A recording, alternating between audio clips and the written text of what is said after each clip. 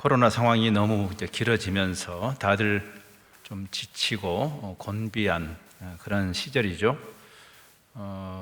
전도서 7장에 보면 형통한 날에는 기뻐하고 권고한 날에는 생각해라, 그런 말씀이 있어요. 하나님의 섭리 가운데, 허영적 섭리 가운데 일어나는 이런 일이 단순히 좋으신 하나님이 왜 이렇게 어려움을 허용하실까라는 푸념으로 가기보다는 오히려 역설적으로 우리가 습관적으로 관행적으로 하던 그런 일들을 할 수 없는 상황으로 몰아가시는 하나님의 의도가 뭘까? 그래서 늘 하던 대면 예배도 우리가 많이 어려움을 경험했고, 교회라는 그 제도 교회의 생활도 많이 흔들리고, 선교적으로도 전통적 선교가 이렇게 좀 많이 어려운 그런 시기를 통과하면서 선교가 뭐지? 교회가 뭘까? 예배라는 게 도대체 무엇일까라는 본질적 성찰을 하라고 하시는 하나님의 변장된 축복이기도 합니다. 그러니까 단순히 빨리 이게 끝나서 옛날로 돌아가게 해주십시오라고만 기도할 게 아니고, 물론 그 기도는 계속 해야 되지만, 과거에 이 일이 있기 전에 우리는 정말 건강한 교회였는가? 우리의 예배는 성경이 정의하는 그 예배의 본질을 잘 담아내는 예배였는가? 우리가 선교라는 이름으로 뭘 열심히 하는데 그게 하나님께서 성경에서 말하는, 정의하는 그 선교와 부합한 것일까라는 그런 성찰이 좀 필요한 기간입니다. 사도행전 10장은 그런 점에서 굉장히 중요한 깨달음을 주는 장입니다. 두 종류의 회심이 일어난 사건이에요. 이제 우리가 그냥 일상적인 상식적인 접근을 하면, 여기 이방인 고넬료가 예루살렘 교회의 지도자인 베드로를 만나서 구원에 이르는 회심을 한 사건이구나, 이렇게 이야기, 그 사건이 일어났죠. 그러나 또 하나의 회심이 있습니다. 베드로의 회심인데, 베드로가 예수 믿게 됐다는 이야기가 아니고, 여러분과 제가 주님을 만난 다음에 그걸로 끝이 아니죠. 이 고넬료가 주님을 만나는 사건처럼 우리에게 그날이 있어요. 그 사건이 있습니다.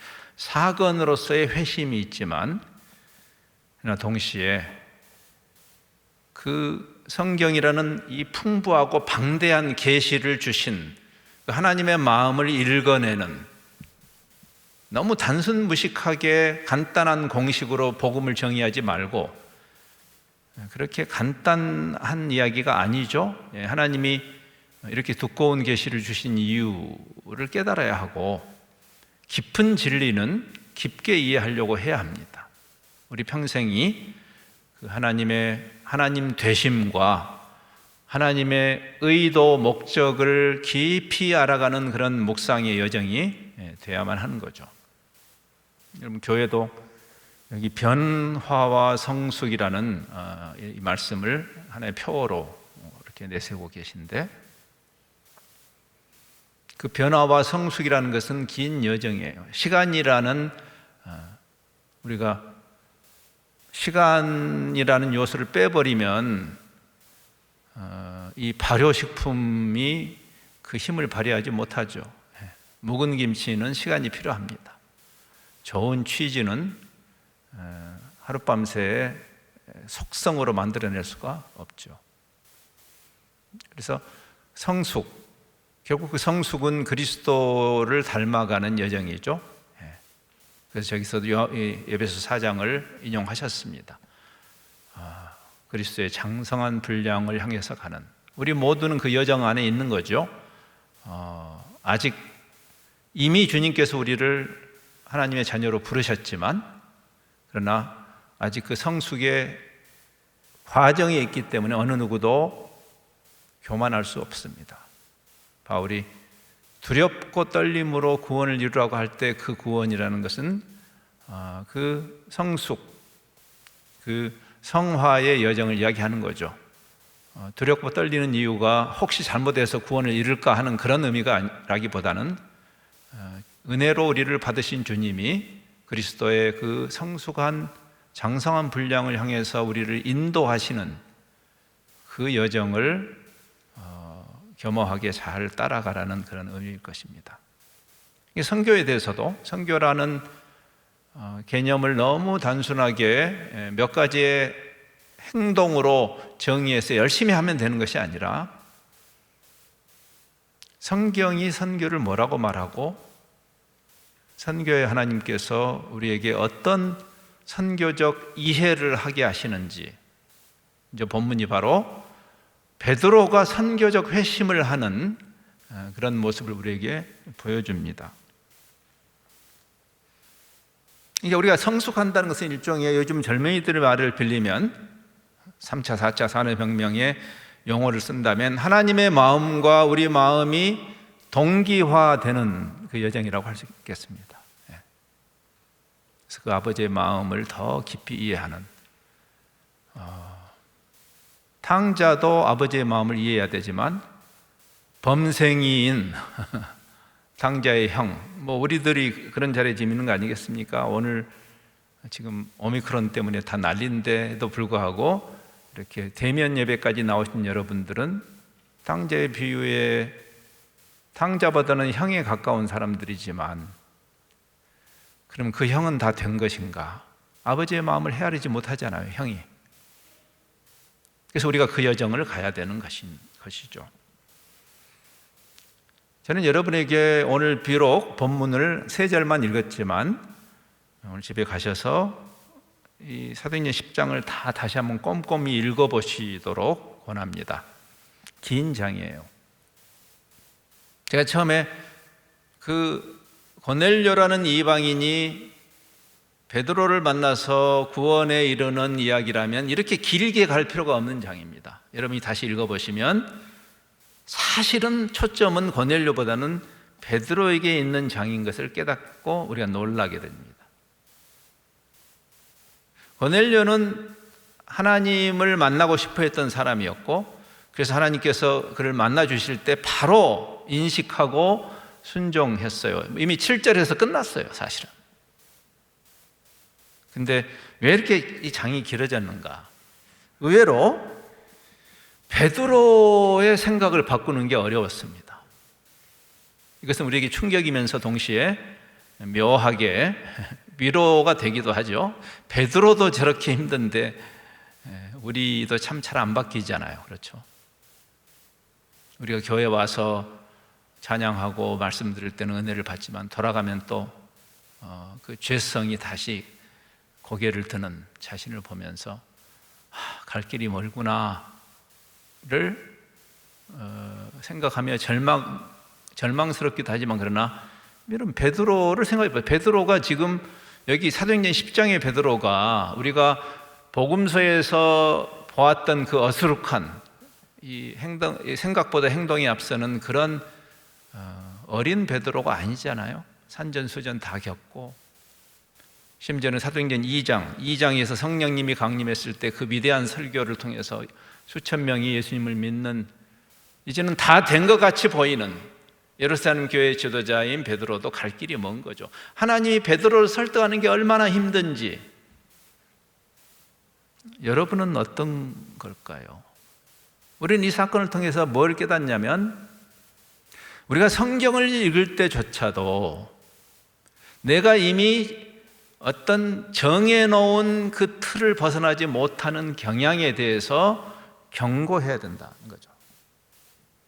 요즘 확증 편향의 문제가 많이 이 사회를 양극화시키는 문제가 되고 있잖아요. 확증 편향. 자기가 이미 정답을 정해놓고 그 정답을 두둔하는 정보만을 받아들이고 나머지는 다 걸러내는 대화가 안 되는 거죠, 서로. 정치, 경제, 사회 전반에 다양한 견해들이 있을 수 있는데 서로 다른 견해를 그렇게 배타하고 그렇게 모독하고 그렇게 싸납게 싸워야 할 일인가? 확증 편향이 갖는 아주 악한 영향력이죠. 그렇죠? 우리 신앙에도 그런 영향이, 그런 일들이 부지기수죠. 바울이 확증 편향에 빠져서 자기는 하나님을 위한답시고 열심히, 예수님도 가본 적이 없는 다마스커스까지 쫓아가서 무슨 일을 했어요? 교회를 핍박해요. 확증 편향이 얼마나 무서운 이야기인가를 보여주는 거죠. 바울이 성경의 전문가인데도, 그렇죠? 그러니까 바울이 성경의 전문가인데 성경을 이해하지 못한 결과죠. 그렇죠? 참 이게 무서운 이야기입니다. 지금처럼 각자가 성경을 개인이 소장할 수 없던 때지 않습니까? 그래서 그 당시에 율법사, 바울은 바리새인이고 율법사였죠. 그 당시 율법사들은 성경을 거의 암기했습니다. 여러분, 많은 신학자들이 바울은 구약 성경을 거의 암기했을 것이라고 짐작합니다. 근데 그 바울이 하나님을 위한다고, 그러니까 그의 성경 읽기는 자기가 이미 결론을 내린 그 결론에서 한치도 벗어나지 않는, 사실은 하나님의 말씀에 대한 이해가 부족한 거죠. 그게 성숙이라는 것은 그 성경의 저자이신 하나님을 향해서 마음을 여는 것이죠. 지금 여기 베드로도 똑같은 잘못을 범하지 않습니까?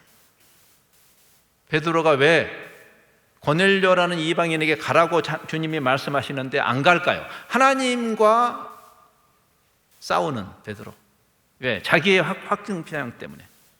그가 이해한 레이기의 근거에서, 마치 예수님의 그 선한 사마리아인의 비유에 나오는 그 제사장과 레위인이 생각나죠. 그들의 확증 편향. 결국 모든 율법과 이 모든 구약의 가르침이 궁극적으로 뭘 지향하고 있는지를 깨닫지 못하고, 강도 만난 자를 가장 앞장서서 도와줄 것으로 기대되는 그 제사장과 레위인이 그 율법주의에 빠져서 그 율법이 가리키는 하나님의 사랑과 공의를 놓치고, 그렇죠? 궁극적으로 그 하나님의 사랑과 공의를 궁극적으로 구현하신 분이 그리스도죠. 그래서 그리스도를 가리키는 표지판에 불과한 그 율법을 붙들고 이게 우리의 종교의 핵심이라고 깨닫는, 그렇게 주장하는, 그게 지금 베드로에게 있는 거죠. 그래서 안 가는 겁니다. 하나님께서 베드로를 3번이나 만나 주셔야 되고 반복적으로 똑같은 이야기를 또 하고 또 하고 또 하고, 시청각 자료까지 동원해서 보자기에 쌓인 짐승들이 내려오는 이런 환상을 통해서 베드로를 바꾸는 게 그렇게 힘든, 선교가 뭘까요? 세상에 많은 종교들이 있는데 우리 종교를 무한 경쟁에 뛰어들어서 모든 종교를 죽이고 우리 종교를 극대화하는 오징어 게임, 그래서 승자 독식하기 위한 그러한 일이 선교일까요? 예를 들어서 그래서 십자군 전쟁을 일으킨 겁니다. 중세 암흑기에. 복음의 복음됨에 대해서 사실은 무지한 거죠. 그렇게 무서워요. 우리 공예배가 너무나 중요하지만, 그래서 공예배의 중요성을 우리가 정확하게 이해하고 그리고 그 가치를 평가절하하지 말아야 하지만, 그러나 공예배에 참석하는 것으로 예배를 퉁쳐서는 안 되는 거예요. 그래서 성경이 예배를 뭐라고 말하는가? 사실은 그 본질을 담아내는 그릇으로서의 공예배인 거죠. 여러분이 공예배에 참석해서 여러분이 하나님께 대한 예배에 이제 끝난 게 아니죠. 여러분이 예배자로서 자신을 하나님께 드리고 여러분의 일생이 예배자의 자리로 가는, 그것을 공동체적으로 예, 맞습니다 하고 하는 자리죠. 확증 편향. 주일 대예배 드렸으면 되는 거예요? 그래서 그것만 사수하면 되는 것입니까? 그게 우리가 하나님께서 우리에게 말씀하신 예배의 의미인가요? 이런 고민을 해야 된다는 거죠. 명색이 경산중앙교회 선교를 강조하는 교회 교인인데 내가 여름에 한 번쯤은 단기 선교팀에 한번 갔다 와야지, 그렇게 해서 선교를 손털면 되는 것인가? 그런 이야기를 한 것인가?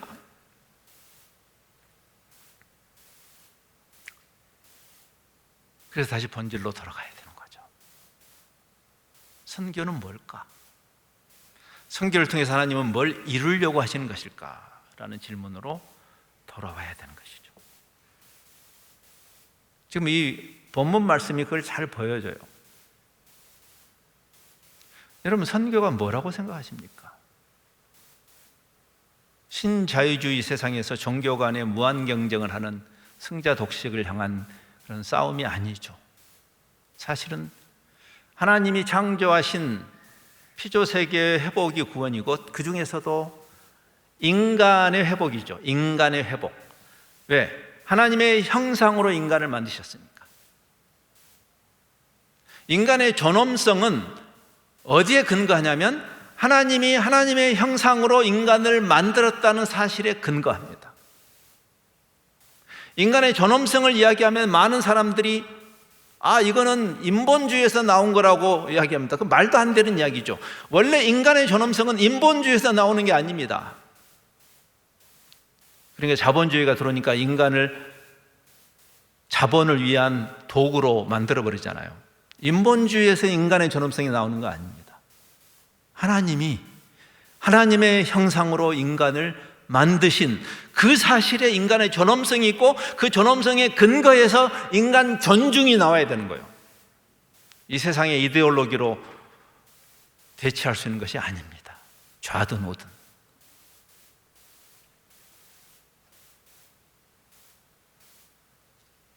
선교는 죄가 들어와서 그 인간의 존엄성이 깨어진 것을 다시 회복하는 일이에요. 그게 선교죠.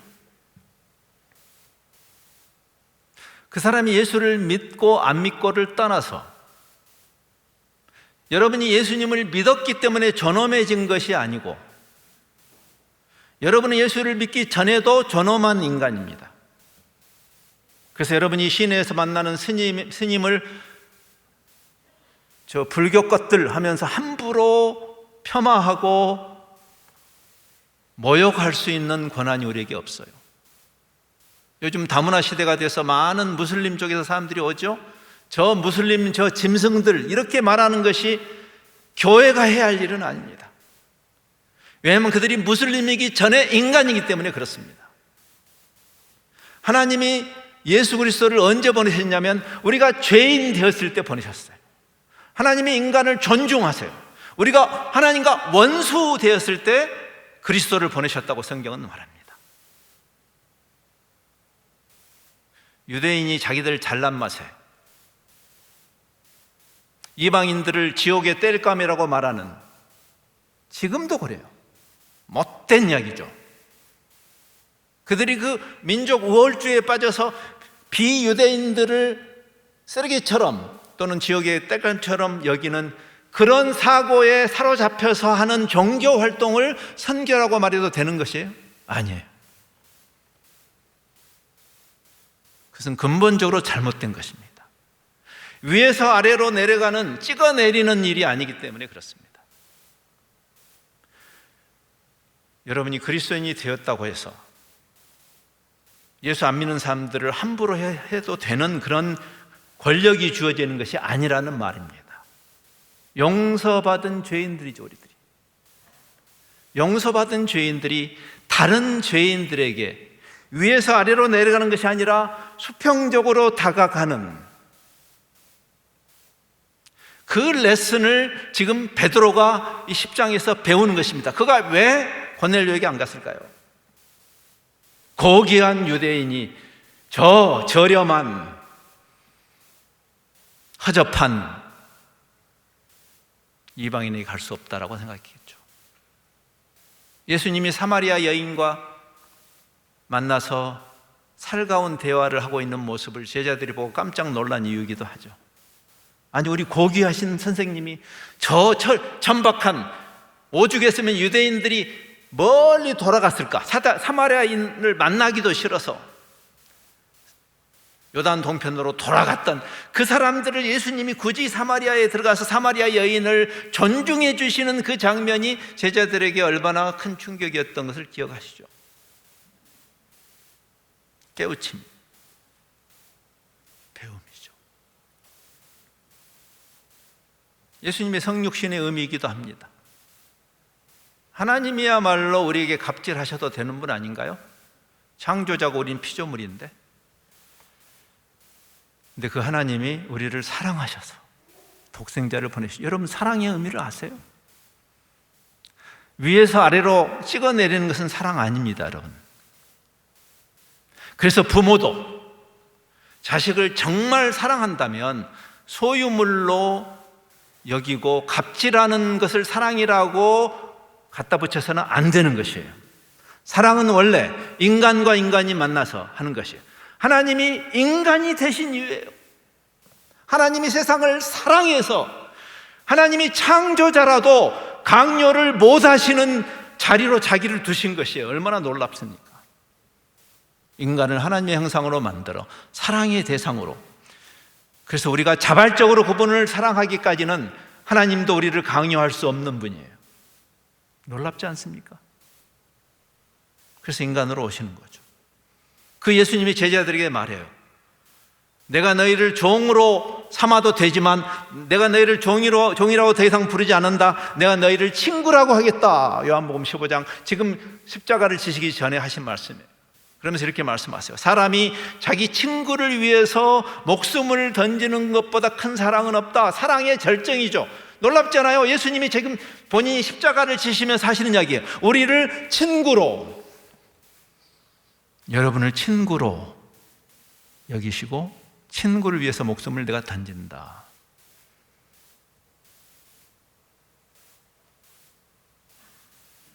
베드로의 깨달음은 거기 있는 것이죠. 그가 마침내 그 깨달음에 의해서 고넬료 집을 방문하는 장면이 오늘 읽은 장면이에요. 여러 번 거부하다가 어렵게 고넬료라는 이방인은 그런 차별과 모멸을 여러 번 경험했던 것 같습니다. 종교와 무관하게 지금 우리나라에 와 있는 외국인들이 어떤 차별과 모멸을 받고 있는지 아시죠? 그리스도인들을 포함해서 복음을 이해한다는 게 뭘까? 선교란 게 뭘까? 교회 안 나오면 안 도와줘? 그게 선교예요? 그게 사랑이에요? 여러분, 수평적으로 가는 게 사랑 아닌가요? 친구가 뭐죠? 여러분, 중마고우를 만났는데 그 중마고우가 돈 좀 벌었다고, 그렇죠? 또는 무슨 권력을 잡았다고 내가 네 친구야? 이렇게 하는 녀석은 친구 될 자격이 없는 녀석입니다.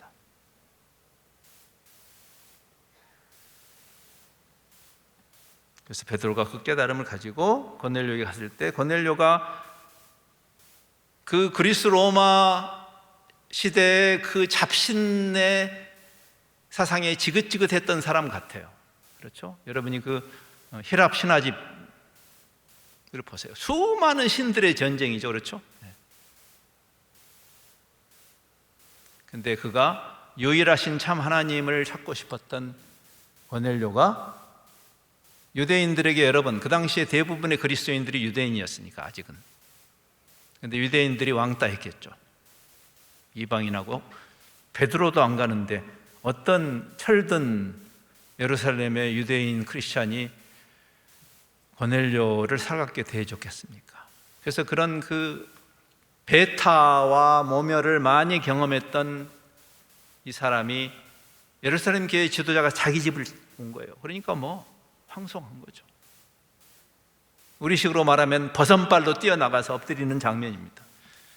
그때 베드로가 그러지 말라고. 그리고 이렇게 말해요. 당신도 사람이고 나도 사람이고. 유대인으로서 이방은 이게 더 이상 가지 않는 것이죠. 인간으로서 인간에게 가는 것이에요. 여러분 주변에 어느 누구든 여러분 마음에 들든 안 들든 그 사람이 뭐 어떤 피부 색깔을 가지고 있고 어떤 문화를 가지고 있고 심지어는 어떤 종교를 가지고 있고 어떤 성적 정체성을 갖고 있든지 그 이전에 그 사람이 인간이라는 사실을 기억하십시오. 우리가 만날 수 있는 지점이에요. 옳고 그름을 판단하지 말라는 이야기가 아니에요. 해야죠. 말씀이 근거해서. 그러나 그 사람이 여러분도 망가진 인간, 은혜로 구원에 이르게 된 사람들, 여러분이 완전한 사람들 아니잖아요. 근데 여전히 하나님께서 여러분을 은혜로 받아주시잖아요. 여러분이 사람을 만날 수 있는 어떤 사람이든지 우리가 못 만날 사람이 없어요. 그래서 인간으로서 인간을 만나는 한국 사람으로서 방글라데시 사람을 만나면 안 되는 이유입니다. 여러분 주변에 있는 고넬료를 생각해 보세요. 다문화 사회로 섭리하신 하나님의 뜻이 어디 있을까요? 우리나라는 지금 다문화 사회를 향해서 가는 게 아니고 이미 사회학적으로 다문화 사회예요. 우리나라는. 그런데 여러분 눈에 고넬료가 보이지 않는다? 회심 이전에 베드로의 상태죠. 저것들하고 내가 뭔 상관이 있냐? 선교가 뭘까요? 그런 자세를 유지하면서 한 번씩 선교라는 어떤 프로젝트에 참여하면 되는 것일까요?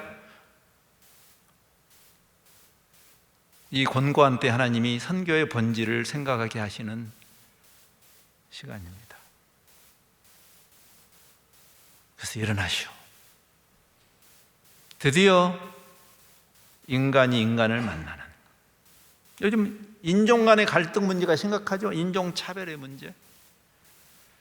인종이라는 게 도대체 왜 생긴 거예요? 도대체 인종끼리 똘똘 뭉쳐서 상대 다른 인종을 왕따하는 이런 일이 어디서 출발한 거예요? 이게 죄죠, 죄. 바벨탑 사건 아닙니까?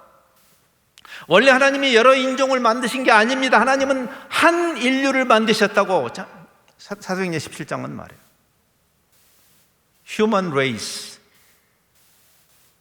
하나님이 인종 만드신 거 아닙니다. 하나님은 인류를 만드셨어요. 근데 우리끼리 그 창조의 다양성 안에서 우리끼리 서로 패거리 짚고 왕따하고 철들지 않은 세상. 근데 교회조차도 그 진영 논리에 함몰되어 있는 세상을 우리가 살고 있죠. 슬픕니다. 이건 복음도 아니고 교회도 아니죠. 바울의 교회론이 나올 때마다 바울은 이야기하죠. 그리스도 안에서 유대인이나 헬라인이나 종이나 자유자나 남자나 여자나 문명인이나 스구디아인이나 즉 세상에서 패거리 짚고 왕따하는 모든 그 죄의 결과를 무너뜨린 그리스도 안에서 샬롬이 일어난 그 집단이 교회라고, 그리고 그 집단이 선교적인 집단이라고. 여전히 배타하면서 침략하는 일을 선교라고 말해서는 안 되는 것이에요. 제가 말씀을 마치면서 제가 선교사로서 제 자신의 흑역사를 늘 생각합니다. 저도 어쩔 수 없는 한민족의 아들이니까. 우리가 입만 열면 단일 민족, 단일 문화, 단일 언어를 자랑하는 우리의 단일성을 강조할수록 어떤 문제가 생기죠? 우리가 아닌 것들을 따돌리는 것을 당연하게 생각하는.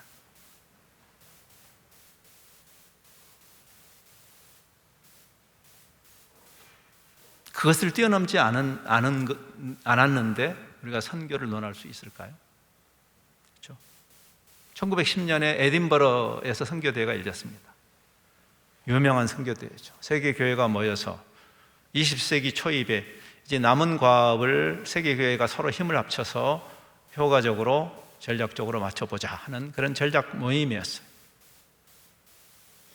그러니까 110년 전이니까 당연하게 99.9%가 백인들이죠. 그 당시에 세계 선교를 서구 교회에는 누가 했겠어요? 당연하게 백인들이 모인 모임인데 거기에 유일하게 서구 선교사들이 초청한 인도의 이게 선교지죠. 선교지의 감독 아자라이아라는 감독이 초청을 받아서 끝부분에 그분에게 자리를 줬어요. 그분이 서서 했던 이야기입니다. 그 잘난 백인들, 그렇죠? 백인들이 잘난 척 할 만한 이유가 있잖아요. 그렇죠? 요즘은 한국 사람들도 굉장히 잘난 척을 많이 합니다. 요즘 내 생에 대한민국의 위상이 이렇게 높은 시대를 제가 살 줄은 몰랐어요.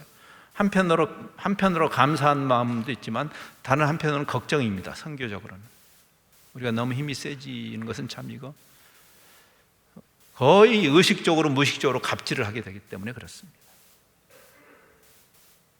서양 사람도 그런 과오를 많이 범했죠. 개인적인 차이는 있지만 워낙 힘이 센 서구니까, 워낙 잘난 서구니까. 그때 이 아자라이아가 인도 교회의 지도자가 일어나서 그 이야기 했어요. 여기 만장하신 우리 서양의 선교사님들께 내가 감사합니다. 우리한테 인도 땅에 선교사를 보내주신 거 감사합니다. 그러나 제가 성경을 읽으면서 그리고 내 경험으로 제가 깨달았습니다. 우리 인도에게는 선교사가 필요한 게 아닙니다. 친구들이 필요합니다. 그래서 선교사 말고 친구들을 보내주십시오.